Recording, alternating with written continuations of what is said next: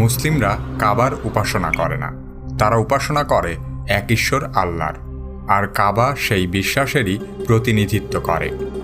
বিশ্বব্যাপী মুসলিমরা প্রতিদিন 5 বার এই ঘরের দিকে ফিরে প্রার্থনা করে। কি কেন কিভাবে এই পর্বে জানব পবিত্র কাবা ঘর সম্পর্কে।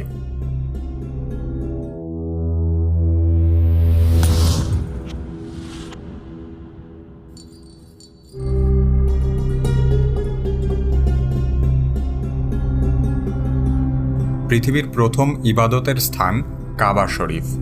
পবিত্র কুরআনের বর্ণনা অনুযায়ী মুসলিম জাতির পিতা ইব্রাহিম আলাইহিসসালাম ও তার পুত্র ইসমাইল আলাইহিসসালাম একত্রে কাবা নির্মাণ করেন।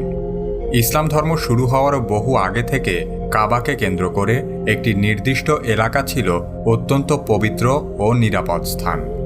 এখানে শিকার করা, গাছ কাটা, মারামারি করা বা মানুষ হত্যার মতো কাজ